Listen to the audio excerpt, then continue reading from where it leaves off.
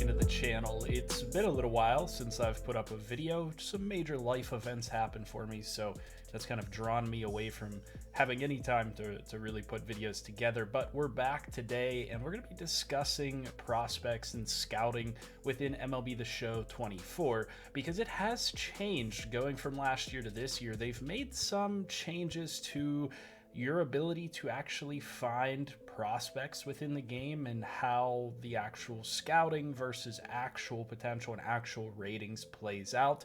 It's a little bit more difficult in the current game to find players as successfully as we did in the past, and the strategies have changed a little bit in how to scout those players in order to get the maximum effect. The first thing that I want to comment on with MLB The Show 24 and my suggestions in how to scout differently this year compared to last year is that potential ranges are going to be a little bit different and player interest is going to be a little bit different. So in last year's game, you were able to find a lot of high development prospects, even with low ages, 18, 19-year-olds that had 80 to 99 potential.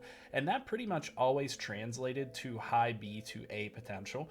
And that was an excellent way to just go about scouting. The unfortunate thing is that, or maybe not unfortunate because it adds a degree of challenge, is that there are a lot less players this year listed with 80 to 99 potential. And not only that, but potential range does not line up as accurately now as it did in the past. So the way that it used to work is that the 80 to 99 was a guarantee. You pretty much knew 99% chance that if the player had 80 to 99 potential, he was going to have between 80 and 99 potential. Unfortunately now, the way that it works, especially based on your scouting and everything, that's not 100% accurate. This guy that currently shows 80 to 99 potential is anywhere really within the potential range, even if he's not scouted. You could just simply draft guys that have 80 to 99, 10% scouting progress, and they would have that relative potential. They would be in that range. That's not the case anymore. There are a lot more misses within the draft, and that is something that you guys need to be aware of. And the same thing goes for player overall. I've drafted a lot of players that look similar to some of these guys that I have here, whether it be Gene Martinez, Carlos Cruz, Jim Valenzuela, and have them even scouted at 100%, and their potentials and ratings come in differently than what their ranges show. So while Carlos Cruz shows 75 to 90 potential and comes in with 60 to 75 overall, that's not always accurate to what that player actually comes in with. Sometimes that guy will come in with a lower overall than 60. Sometimes that guy will come in with a lower potential than 75. And that's actually more often the case than players coming in with what their ranges actually show. So it's a lot more difficult to find players because scouting 100% on a guy does not necessarily mean that they're still going to be within what you have scouted on them, unfortunately. So you would think that if you scouted this guy 100%, we know his potential is going to be in that range, and we know that his overall is in that range. That's just simply not the case this year 100% of the time. So with that being said, your scouting strategy is probably going to change a bit. You're probably going to want to focus a little bit less on scouting individual players, because even if you scout them, there's a chance that that player is not as good as you have scouted them to be. And that's going to be pretty hard to find a good draft class if that's the case. And so you might be better off scouting by position and telling your scouts to evaluate positions overall and try to build up scouting slowly for multiple players at a time, because that's going to give you a better look at how the draft is actually going to look for you. The other thing, like I said, that is worth considering is that a lot of players I've noticed this year are coming in with much lower interest, and it is actually a challenge sometimes to sign these guys to your team. So we drafted Carlos Cruz here. We scouted this guy all the way up to 100%, and he still only is coming in with 24% interest.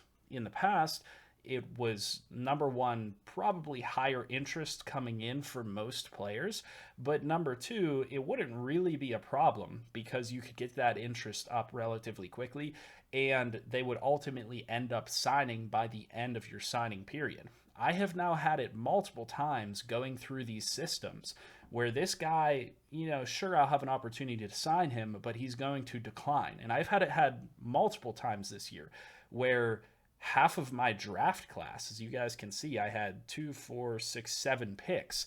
I've had it where 3 or 4 players don't sign by the end of that draft pick signing period. And that is a major problem.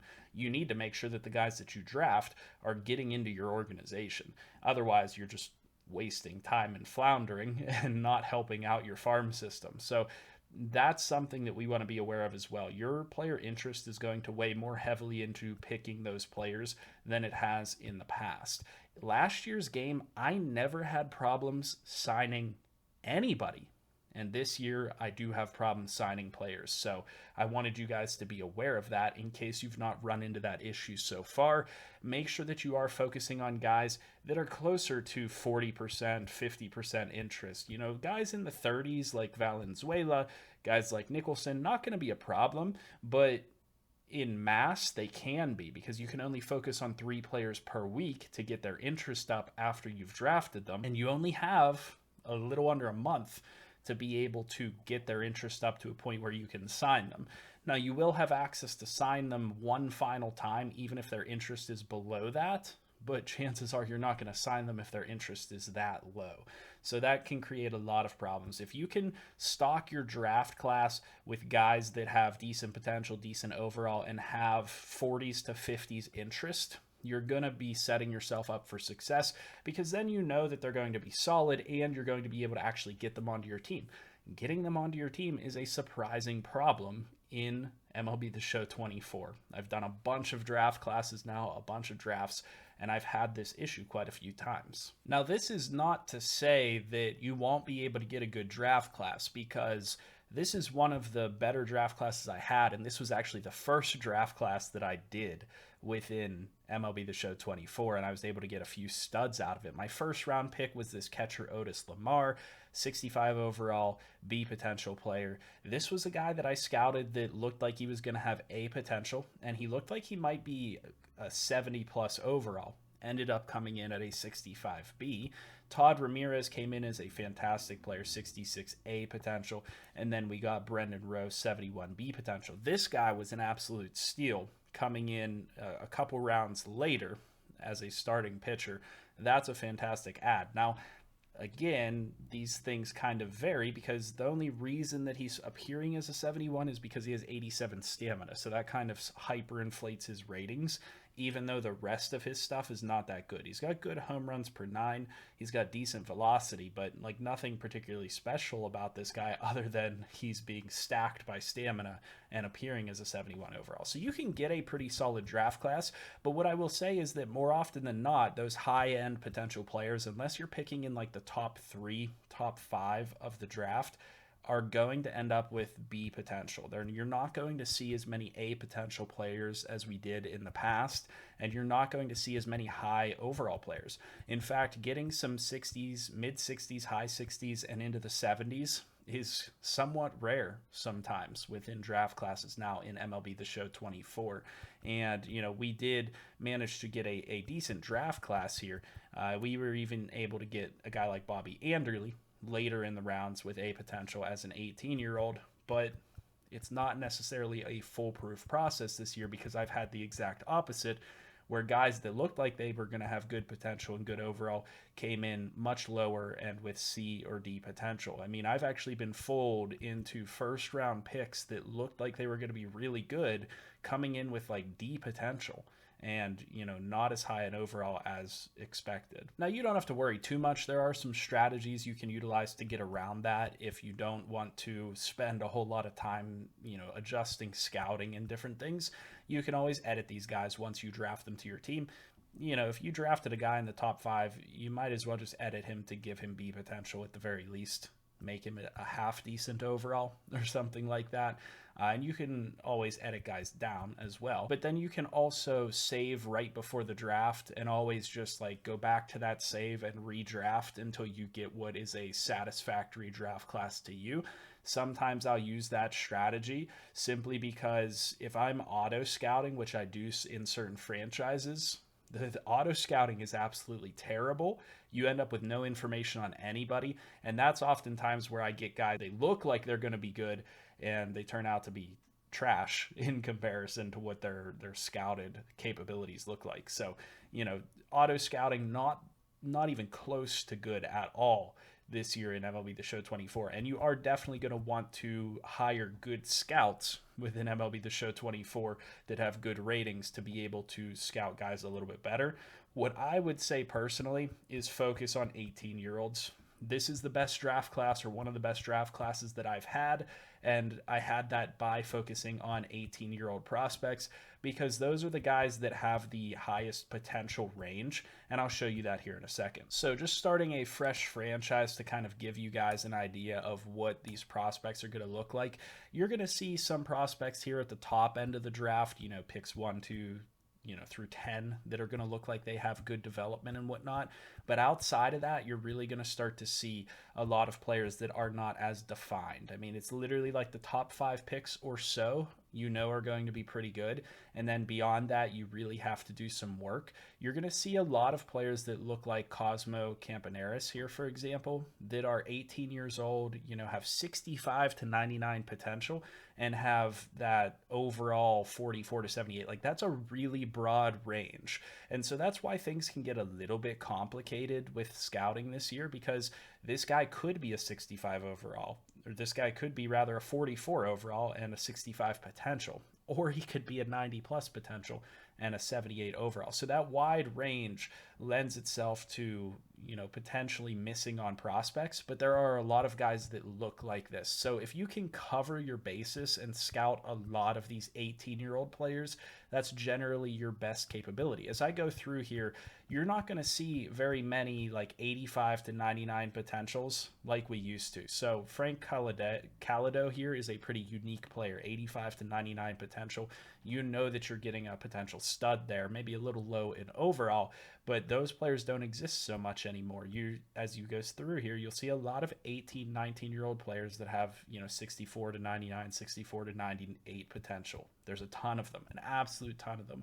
And especially if you're looking at the later rounds in the drafts, just trying to look at, any specific position, you're going to want to scout these 18-year-old players because a lot of the other guys are just not going to be particularly useful.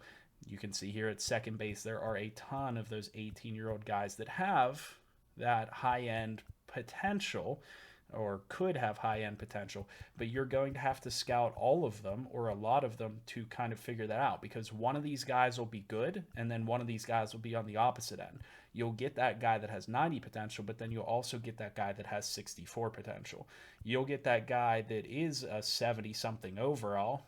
Maybe he has low potential. You'll get that guy that's a 57 overall, but then has 92 potential. So it is a lot more hit or miss in MLB The Show 24. I'd like to hear your guys' experiences with the drafting system and scouting system within MLB The Show 24 as opposed to prior years down in the comment section below. Do you guys get good draft classes this year?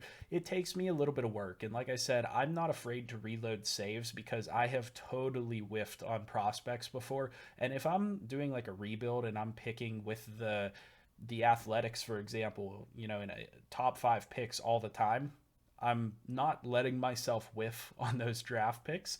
I know that that's not realistic, and sometimes that might not be fun to people. But, if I'm actually trying to do a rebuild and I'm trying to rebuild through draft picks, I need my top guys to be at least decent. And so I'm not afraid to kind of go back and mess with the system like that. Unfortunately, that is more of a challenge this year, and that could be good to a lot of people. It depends on how I'm playing a franchise, and it depends on how you guys are playing a franchise. But again, I'd like to hear your guys' thoughts down in the comment section below. I hope that you guys found this video informative or useful in some way, at the very least entertaining, just to kind of talk about the system and how it's changed from last year to this year. You guys let me know your comments in the comment section below. Do you guys notice the change that I'm noticing, or am I just getting kind of unlucky with my draft classes so far and the scouting system. I'm curious to see what you guys have to say. As always, I'll see you in the next video. Make sure you guys leave a like, comment, and subscribe, and I hope you have a good one.